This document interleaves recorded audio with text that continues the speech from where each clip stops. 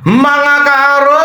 Ayun, may dalawa palang manok mga karo. Kakatayin namin dyan mga karo. Kaso yan yung binupunutan na rin ni Karo Ricky. Sobrang tigas niyan mga karo. Kaya 4 na oras yan. Malambot na yan pag mga ganyang oras. Sinibak-sibak ko na rin ng maliliit mga karo. Yung sakto lang. Natin yan mga karo. Adobo sa gata mamaya. 2 manok yan mga karo. Pinaliguan ko na, nasibak-sibak ko na mga karo. Kaya pinaliguan ko na rin. Para malinis yung natin. Gigisa ko na mga karo. Bawang. Tapos sibuyas.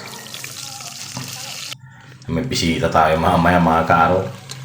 Salamat nga pala kay Karo Brian Munoz. Siya yung nag-sponsor niyan mga karo. 2 manok. Shoutout sa iyo Brian Munoz. Maraming salamat dito sa manok. Tapos nilagyan ko na ng sabaw. Lagyan na rin natin ng lemongrass mga karo.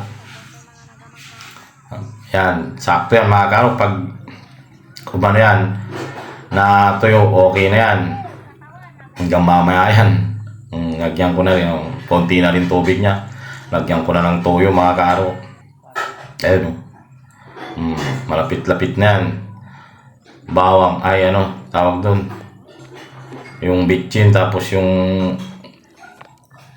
papaya, tapos nilagyan ko na ng ayun na mga karo, alam nyo na kasunod yan.